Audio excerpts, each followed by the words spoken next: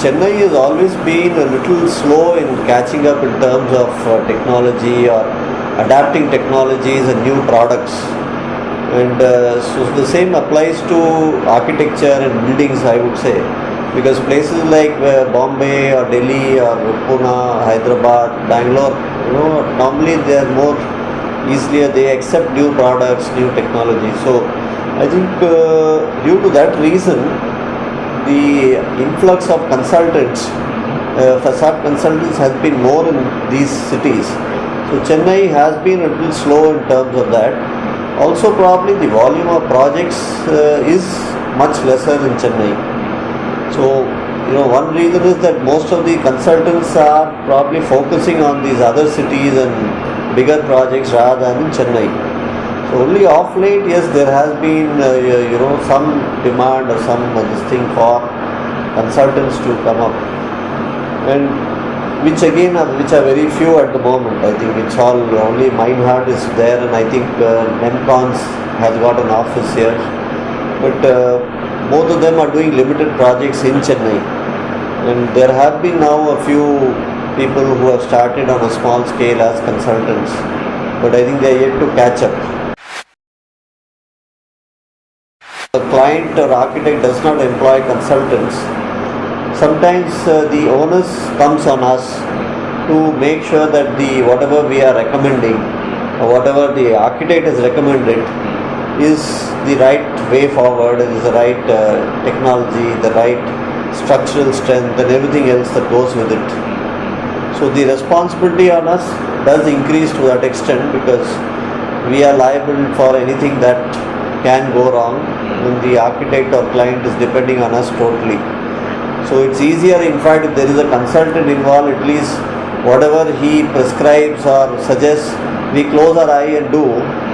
That way, to that extent, our responsibility is a little lower.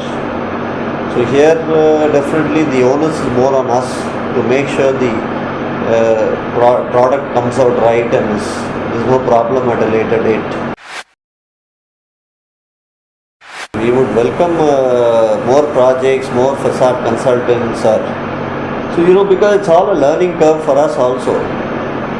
We have been, our company as such has been, it's a family-owned concern. We've been in this business for the last over 30 years. And if you look at facades itself, we started glazing and facades maybe during the 90s sometime. That was that's when all this started. And thinking back, there are some projects that we have done initially, maybe very small projects, where we have used certain profiles or sections or certain glasses, which after learning over these years, we actually think that what we did then wasn't right. We never knew what is wind load at that point of time, 20 years back or 30 years back. So it was just a thumb rule basis that used to use sections and profiles and say, okay, let's use this, let's use that, and put up something. So, but of course, by the grace of God, we've not had any issues in any of our projects. So we always try to also strive on quality and customer satisfaction. In fact, there was one project during those times that we were talking to a foreign supplier, someone from Singapore, that they used to have a Korean brand, because at that time ACP was new. So in fact, I made a trip to Singapore just to find out what is ACP, because there was some inquiries being generated in Chennai. Some fancy buildings wanted ACP. So no one knew what is ACP, how you install, what is to be done. Very limited prestigious projects. I think because of being low volume and being imported, the price also was very high. It was, I think, in the range of 20 years back at 500 rupees or 600 rupees a square feet. So if you see the value of money, that means it's at least 20-30% more now. So today's price, that rate would have been like 900,000 rupees is what people were paying 20 years back to install ACP. And I think today ACP is become a standard. Now there is no building that can do without some glass and ACP. It's become like that, especially any commercial building. Unfortunately, there is no other facade cladding material that has come out which is so adaptable like ACP. You can bend it, you can do what you want, it's watertight. There are other material like Fundermax or HPLs, some fiber cement boards. We have also been using a little bit in small quantities, but those are very rarely being used. Price point is higher, and they're not so adaptable. So that's why ACP is still, I think, going strong. It should be mandatory, but again, it's a question of a slow evolution that will happen in all these things. I mean, unless the government comes out with a rule or a ban, you can't use normal ACP, everything has to be a fire retardant, yes, then there is no option, but every builder, every project has to use it. So that would be the most welcome way to do it actually. The government should, wake up and start insisting on these things, because these are matters of public safety. Otherwise, again, the problem is the price point that comes in, because especially where it's promoters or developers, they try to balance the safety and the price points. And it would happen slowly, I think, but again, it would take its time, because you see now, let's take the example of glass.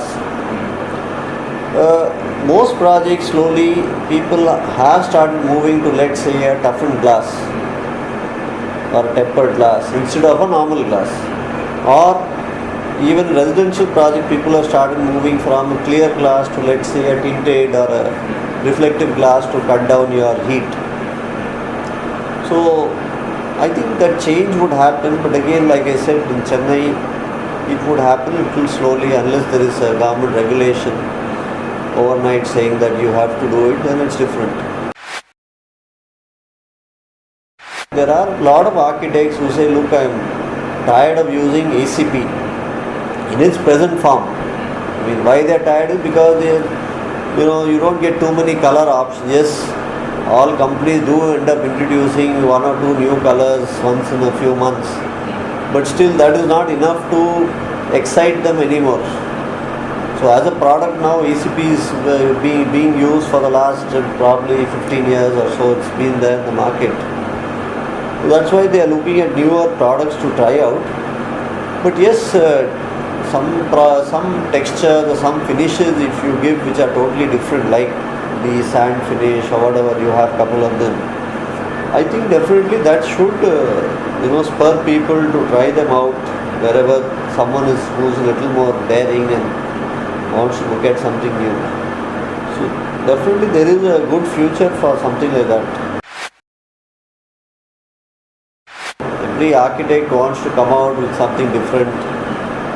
So there have been challenges for us that where we have had to really sit down on the drawing board and try to go through as to how we are going to come up and meet the expectations of the architect, how to execute the project.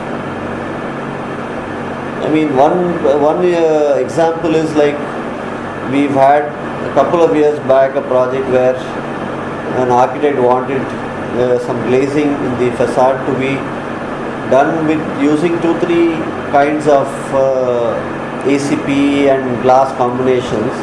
Basically, it's like a flower design. So bending your sections to those angles or curvature, then cutting your glass and ACP to those shapes, then installing. So things like that, yes, I mean, in a way it's good because even we kind of wake up instead of doing a run-of-the-mill design or square or rectangular panels. Sometimes it does wake us up and puts our resources also to test for us to come out with good solutions.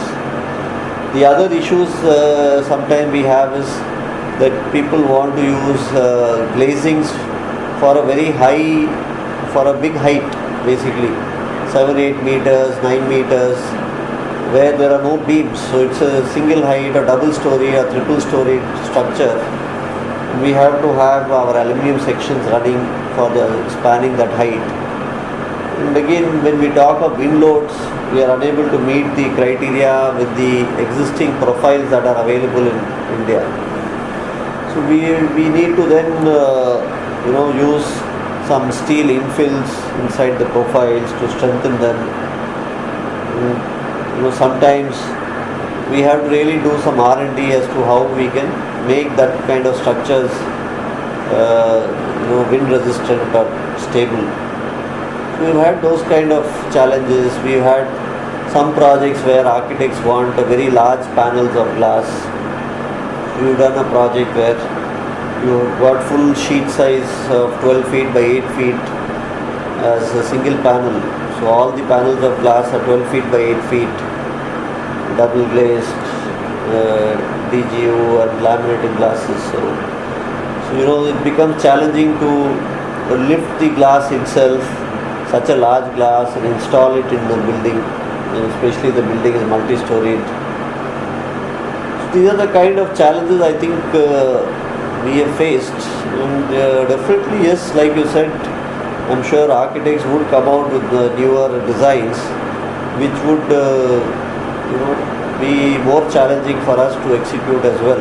But we look forward to it because that's where our skills and heads we put together and come out with solutions. We also feel good at the end of the day that something different we were able to achieve.